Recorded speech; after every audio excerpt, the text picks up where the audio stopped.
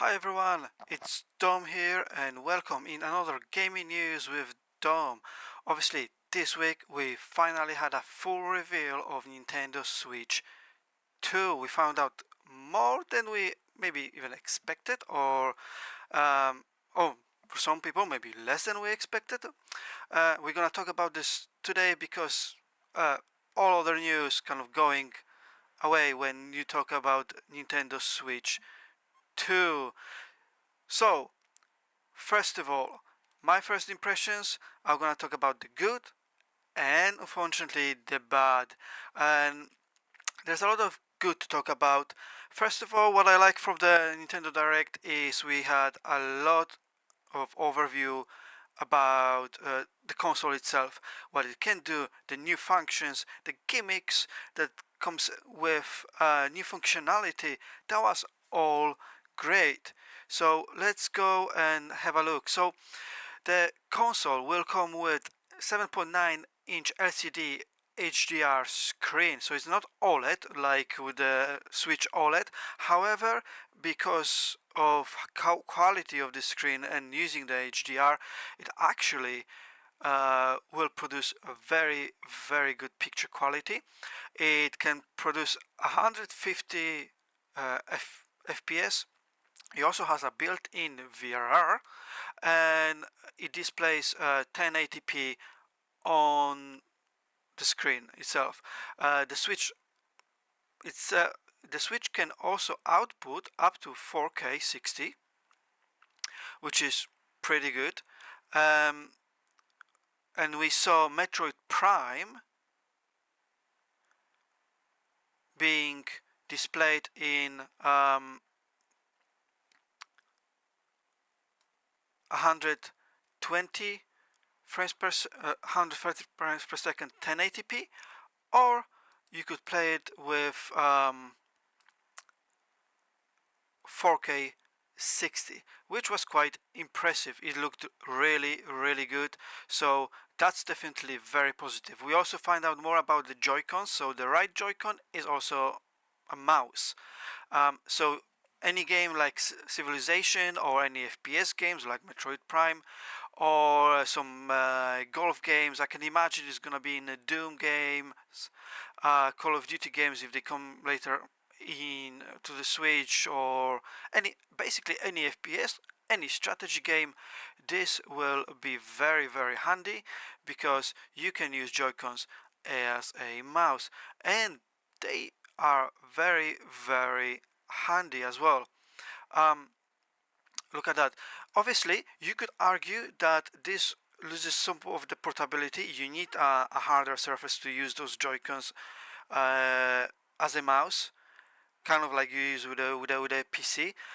However, this at least gives people ability to play games different way. You want to play with a mouse? Sure, find a hard book or or a table or something like that, and you can play games that normally are quite hard to play on controls, like Civilization on Xbox or PlayStation. They still exist, but they are much harder. So I really like that new functionality they added here, and definitely that's going to be also used in party games. Again, the functionality of it does lose a little bit of portability, if you know what I mean, because obviously you need to find a hard surface to play on.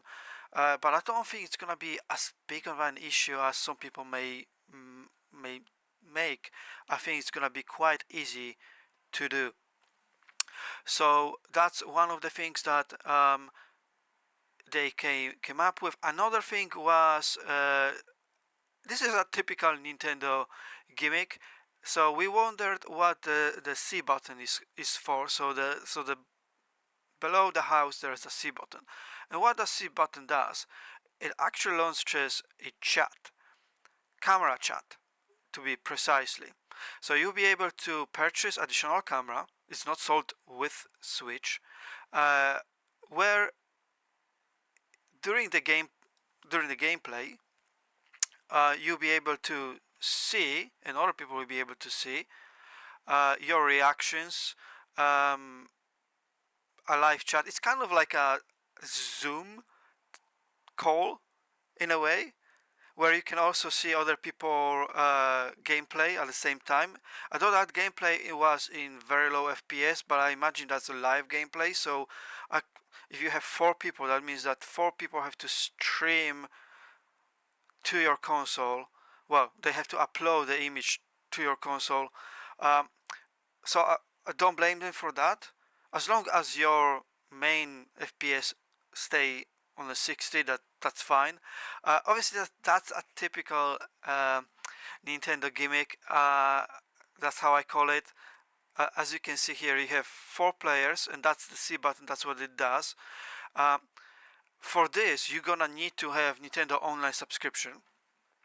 And if you have a camera, the camera adds a picture of you to that view. So that's cool. Again, it's a gimmick. I don't think you're gonna be using it as often. Um, and I'm sure if I will get the Switch, I almost definitely won't be using that. I think you can use it without the camera. Without the camera, obviously, you won't be able to see people's faces, and people won't be able to see you. And I think you're only gonna be able to see their gameplay. But yeah, I think that's just a gimmick. But it's cool that they have it. It's an innovation. That's what we want from Nintendo. Innovation is the most important. Is very important when we talk about Nintendo. The console obviously will have an improved stand. We have 2 USB ports, one on the top, one on the bottom, so you can connect camera to the top, or you can charge it from the top as well. The Joy-Cons are now magnetic, so that's much better connection, and the connection is quite strong as well. Um, Hopefully, the Joy-Cons, the analogs are improved. They didn't really specify that. I hope they are improved. Um, Another great thing that I found on this presentation was the support from the third parties was massive. There was a Cyberpunk. We know they're gonna get Final Fantasy at some point.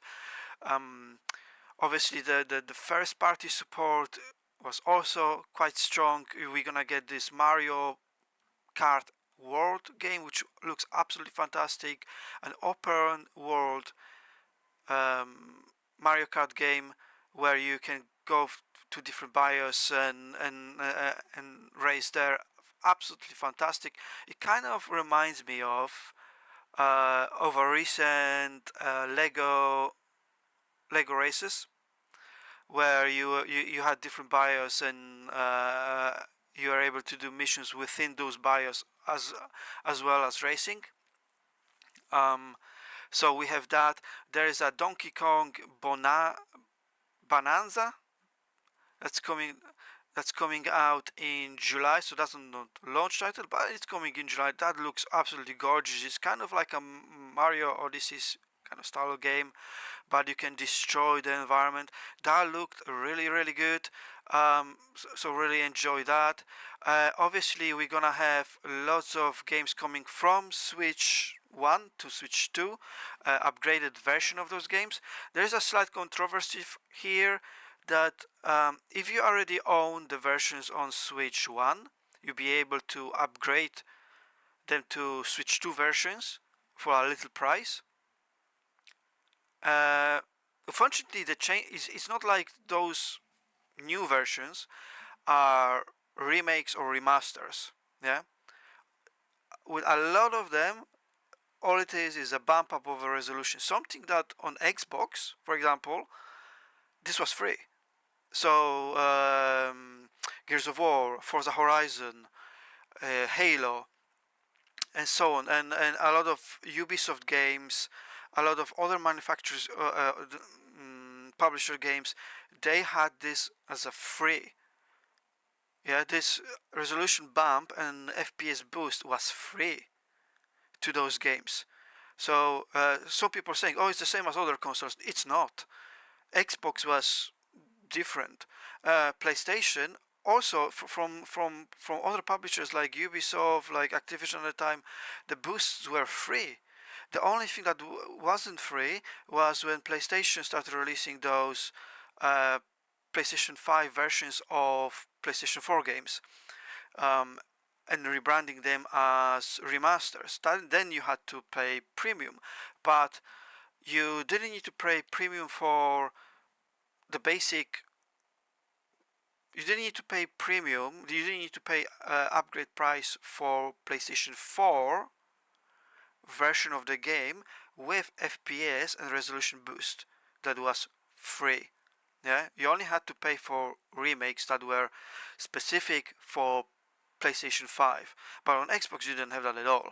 Yeah, obviously if some other publishers did that on their own accord, sure, but a lot of them followed the suit, and once you had the Xbox One version, the upgrade to a Series X version was free. Yeah. Um, Obviously, like if you were fresh, you could buy either Xbox One or Series X version. That's completely normal. But the upgrades, FPS boosts, these were completely free. So I don't agree with that. Obviously, it's good that they're doing that, and a lot of Nintendo Switch One games will be playable on Nintendo Switch 2, which is great. That's very good to see.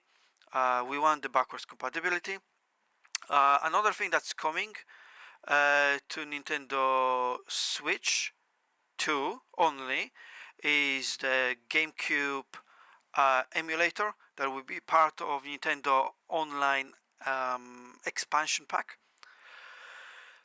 So that's another thing that's coming only to Nintendo Switch 2, so that's locked behind that. You won't be able to play GameCube emulator on Switch 1, which is strange because you can play. There are some remakes or remasters that came to um, Nintendo Switch 1, like Mario Sunshine, that came to as a pack. So it's clear that Switch 1 is capable of playing those games. So why now you're locking the emulator behind a massive paywall that people will have to have a Nintendo Switch 2? Beats me.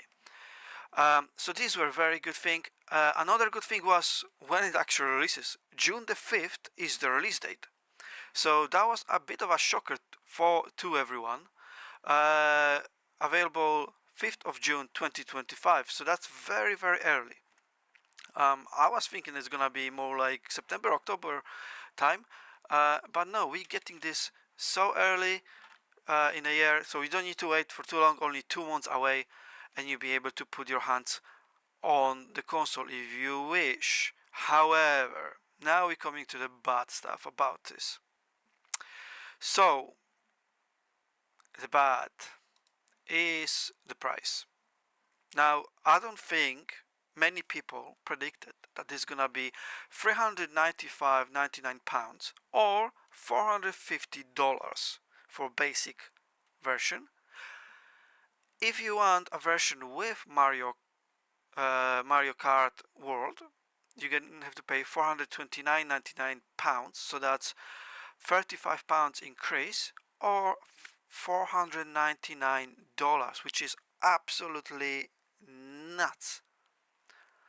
$499 or $450, whichever it is, it's absolutely nuts price for Nintendo.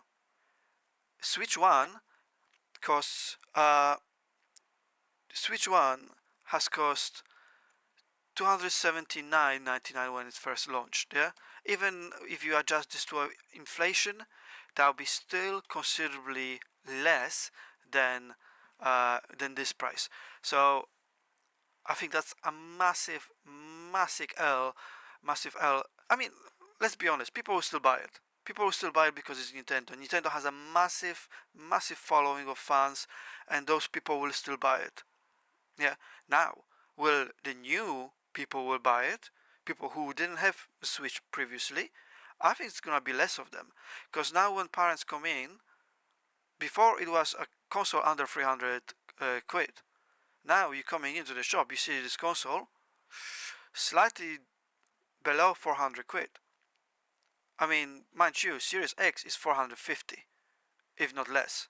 Series S is what, 300 pounds, maybe something like that, or 350. And the quality of games you can play on Series X is much higher than this. Obviously, the portability is completely different between those two consoles. They're not exactly the same. This is not exactly the same family. I mean, Switch 2 is around PS4, Xbox One capabilities, maybe slightly like PS4 Pro, even with some, because it's gonna be using DLSS.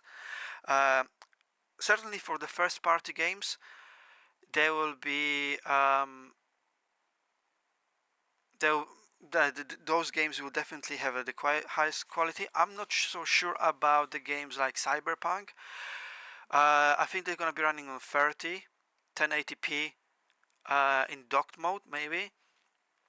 Definitely on portable mode, handheld mode, it's gonna be closer to 720, maybe even less. In games like Cyberpunk, I mean, it's good to see that they are able to achieve that on such a small console, but that console is already behind one generation. I mean, in probably a year, 2 years, a year and a half, we're gonna be seeing another Xbox, another PlayStation that they're gonna be throwing out even higher resolution, higher FPS numbers on you, and so on and so on.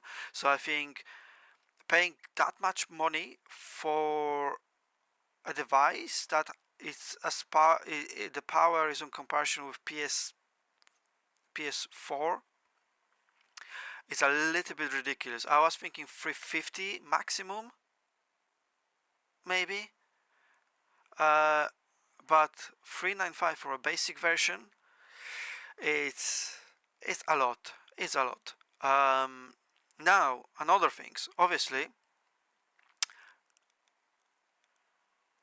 we're gonna skip this part first, but obviously, so the camera that they presented so well, it will cost you £50 extra.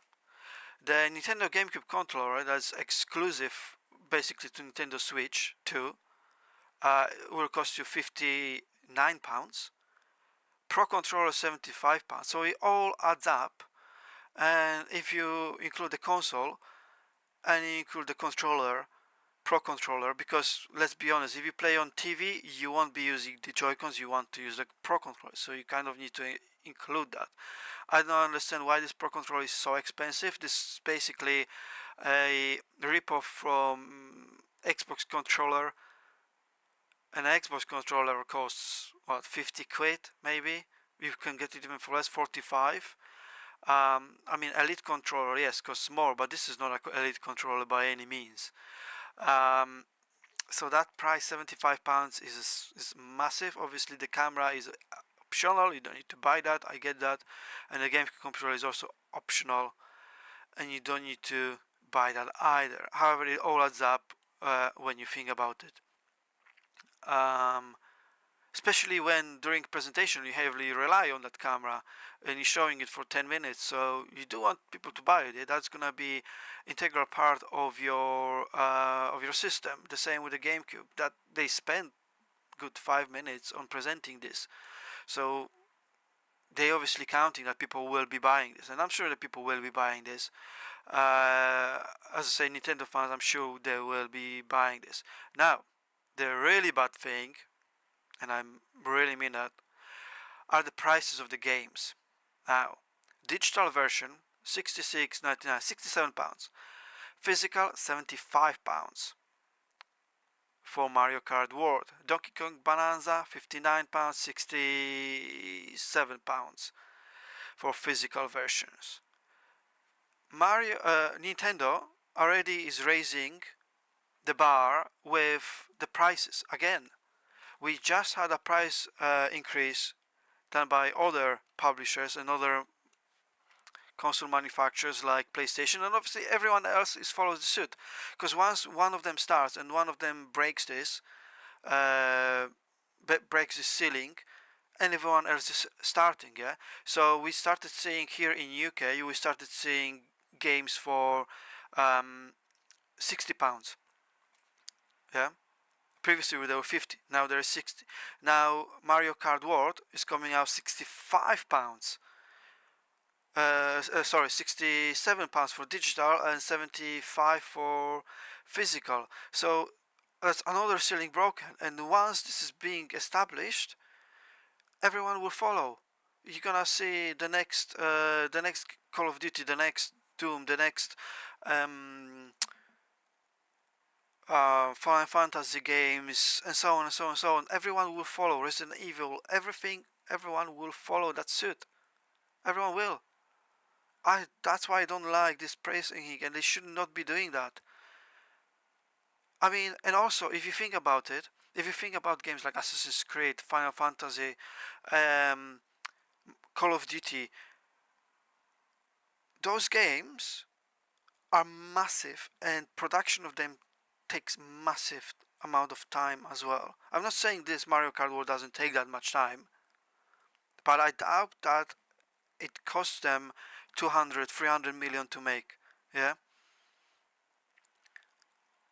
Yet they're asking so much for that game, and obviously I'm sure they're gonna be charging that much for Pokemon games and so on and so on, and everyone else on that console, everyone other publisher for that console will be charging that much. They will be charging 67 pounds for digital or 75.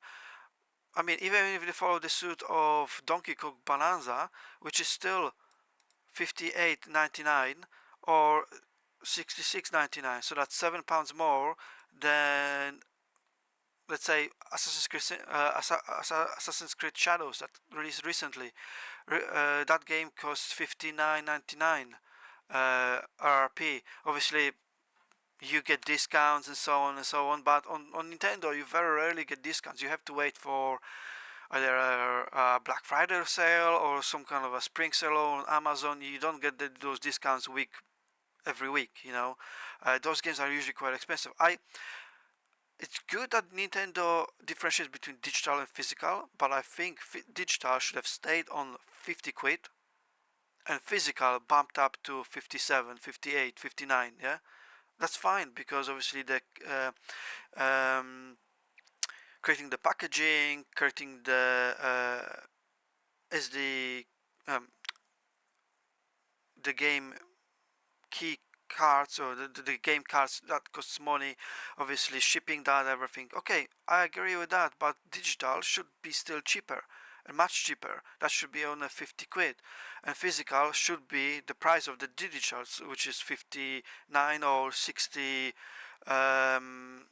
67. I wonder why there's such a big difference. I mean, this one costs 67, this one costs 59. That's 8 quid difference, and they both Nintendo games, first party. So I wonder where the price increase comes from.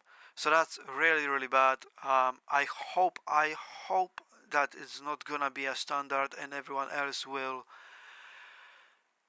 not follow the suit. But we know that GTA 6 will definitely be very expensive. I mean, I'm sure the Rockstar already knew how much they're gonna publish the game for. I'm sure they're gonna be charging north of £70. I think the rumors were $100, so I reckon over now, at least now they can say, oh look, but the Nintendo games are already £70 or more, or in the States these prices are even more ridiculous, $80 or $70, and $90. You get to the $90 with a physical version of the game of Mario Kart World. Costs $90 if we would switch this to American prices. That's absolutely ridiculous. Another thing, and this is not new apparently, this has been already a case, but they differentiate this more with the game cards now. So some of the game cards don't actually have physical games on them. So you, by buying Nintendo Switch 2 game card, you will be, the game card is your key to downloading the full game to your system via the internet. So some of the games will be shipped with the game cards, game key cards, instead of a game cards. I can imagine that games like Mario Kart World are the game cards and the full game is on them, but the games like Cyberpunk, how you gonna put a game that's about 80 gigabytes on a game card? I don't know. I reckon you're gonna have to download it from internet, which obviously once those servers are shut down at some point, that card will be useless. The good thing is you can still sell it because the game card doesn't um,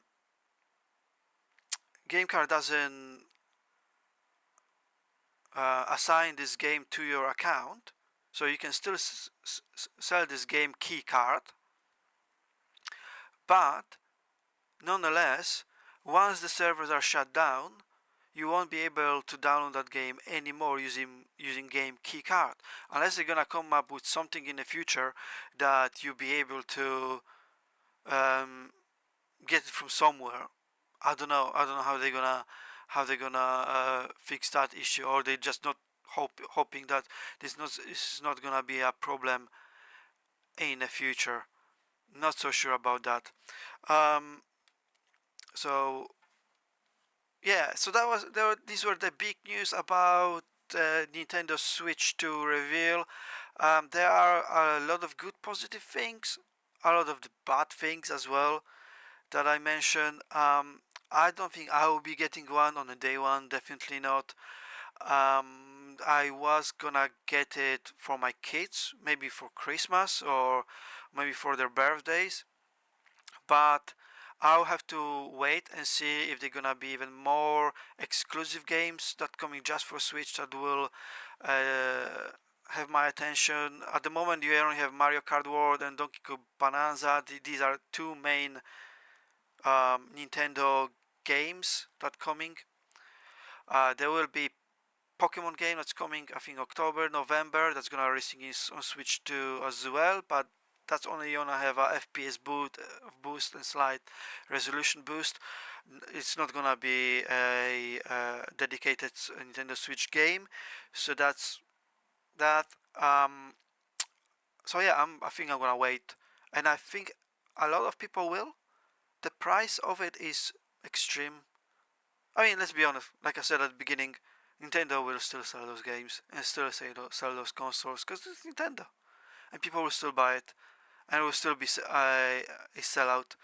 Um, but yeah, let me know what you think in the comments. Will you be getting one now, knowing the price and knowing the price of the games? Because that's one thing, charging a lot for your console if you know that the games will be cheaper or you can get them cheaper.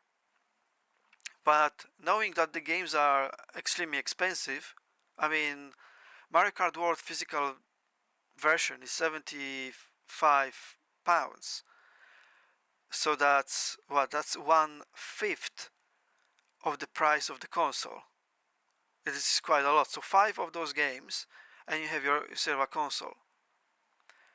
I think for now I'm gonna stick with my PC, with my Xbox, uh, because the games just don't cost that much on those systems. Yes, the entry price might be a slightly higher, but you save on games, and you buying lots of games. You don't buy lots of systems. So I think I'm gonna, for now, I'm gonna wait with that. Okay, so that was Nintendo Switch news.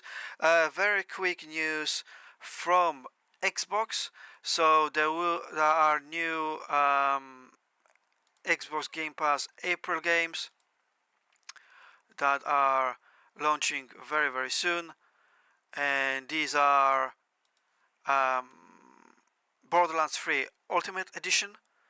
So that includes all the DLC, all the expansion packs, um, everything basically.